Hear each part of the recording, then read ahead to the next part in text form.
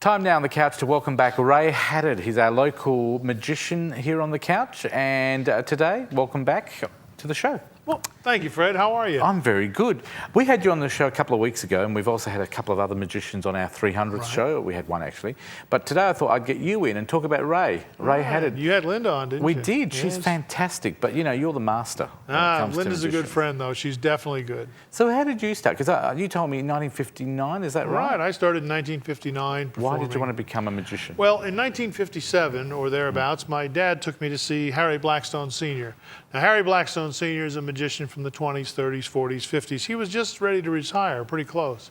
But he was still a magical man. And he took me to the theater, and I watched him float a light bulb over my head and then light it while it was floating in midair over my head. Now, I got to go backstage and meet him. And I can't tell you how magical that seemed, because he was huge in my eyes. He was just a completely magical man. And he showed me some magic close up, and he showed me how to do one trick. And after that, I just went to the library and I studied, and I met a magician who made me caddy for him, carry golf clubs around every week for years. And every week after the caddying and after the golf, he'd teach me a trick. And I just kept doing that and just, getting better. I had a mentor, in other words. And did you give up once you had enough tricks to write your own book? Oh, no, I'm actually just not written books. I've written a lot of magazine articles, a lot of magic articles and I also own Perth Magic, which is a website that has some information going on about magic. Perth Magic, tell me about the magic scene here in Perth. Oh, is it pretty big? Yes, we do. We have about 140 magicians that I know of. Not all of them are members of the local club. We have 50 members in our local club. The West Australian Society of Magicians we meet once a month at the Hyde Park Hotel on the third Wednesday of every month. At least that's our current meeting place. The Hyde Park is probably going to be in remodel soon. But during that time, we meet on even-numbered months. That's the months of February, April, June, August, October, and December. The meetings are open, meaning anybody can come along. Right. We have a short business meeting before the public comes in, and then after that we perform for the public, no cost. Is it still very popular? Do people still love to have a magician at their parties or shows? Yeah, it's the very last affordable live entertainment. You think about it, you're not going to be able to hire Silverchair. No. But you could hire a magician. And often a DJ-magician combination makes the party quite nice. Look, it's a conversation piece. People talk about it for hours after the performance goes on. Have you been to a party that's had a magician? I have. Yeah, well, afterwards, people talk constantly. Yeah, they do. I think it's the whole mystique of how everything happens. You've got some stuff for us today. I think you're going to do a couple of magic tricks for me. I'm going to do the world's most amazing card trick for you. Let's do it. This card trick, Fred. Now, look, for the people out there in the audience, you have to be their eyes and ears. I'm going to do the world's most amazing card trick for you, but you've got to be the one to make sure that I'm not doing anything dodgy. So you're going to watch pretty close. So we've got a normal set of cards here. I'll hold them up to camera. I don't know if Matt or one of the other camera people can get that. There you go. Well, normal set of cards.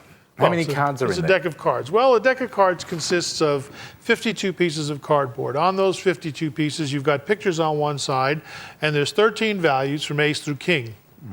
In those 13 values, there are 4 suits, 2 red ones and 2 black ones. The 2 red suits are hearts and diamonds, and the black suits are clubs and spades. With all that in mind, I'd like to give you a little bit of a quiz now, Fred. Go for it. Just name the value only of a playing card, just the value. 3. 3. Now, you've named a 3, okay, so you want to change your mind? No, 3 is good. All right.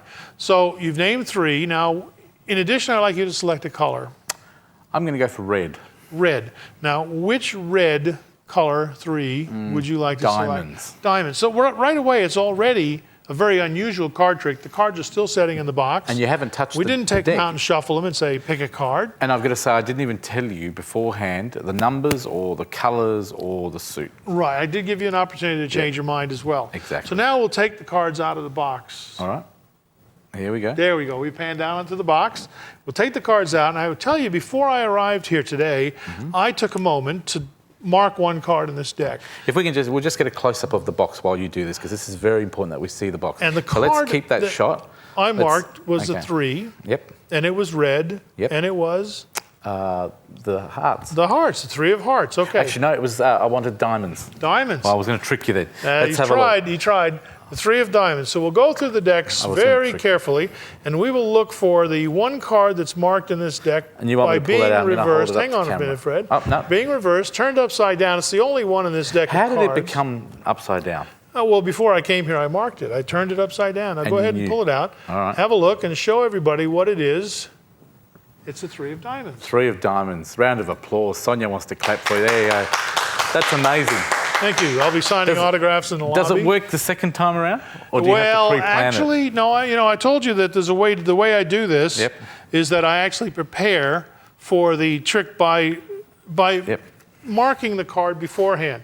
That's amazing because I'll put the cards back idea. into the box. And I am now prepared because I'll get Sonia, come over. I'm going to get Sonia to do one. Come over. Okay. This is our floor manager, Sonia. She hasn't got a mic on, but you can hear Sonia. Sonia, which card would you have preferred that we use? 7. 7? What did 7 7 of anything. Hearts, diamonds, clubs. Clubs. 7 of clubs. 7 of clubs. You're positive now? Yes. So she would have preferred the 7 of clubs. Now, while we were talking, I managed to finagle the cards back into the order I need them to be, so that the 7 of clubs is now the card that we have marked. Now, I'll go through the deck slowly for you as we pull it out, and I'll come through here and I'll find the one card, and guess what? It's near the top again. Yeah. Go ahead and have a look at that Show card. it to Matt's camera. Show it to the camera. 7 of clubs. And there we go. Cool. And I've got to say, you're an amazing magician because in front of my eyes, I didn't see you shuffle anything or play. You didn't know what she was going to pick. No idea. And Sonia didn't even know she was going to get called up, folks. So that is amazing. Very cool. Thank you, Sonia. Cool. Thank you very much. She got it right. Unusual. Well done, Ray. Well, thank you. So, Ray, if people want to book a magician, can they still get you to come out and... Look, this is the yellow pages. Yep. The yellow pages are full of guys who are magicians. They're listed in the yellow pages. Generally speaking, though, when I first question I get from a yellow page call, how much do you charge? Okay, the charge for that, it's going to vary depending on a lot of factors. About $100? It depends if it's a small show or a large show. Do I need my sound system, my lighting? A variety of things. So depending on what you need. Exactly. Plus, how far away is it? I once did a silly thing. I booked a show up in Donga before I found out where it was. And I had to tell him, sorry, that's not a good price I gave you at the end of the conversation, fortunately. Sounds fantastic. Because I had to drive up, stay overnight, the usual things. What's the best website to book a magician on? You can go to perthmagic.com. Perthmagic.com. Ray, we're going to have you back on the show next month? Oh, yes, absolutely. Love to see you back again and maybe stump you as a magician. Maybe we'll teach some magic, too. Maybe I can do some magic. Yes, maybe you can. Ray Haddad on The Couch. We'll be back next month. If you want more information, check out our website, thecouch.com.au. Thank you. Thank you, Fred. Well done.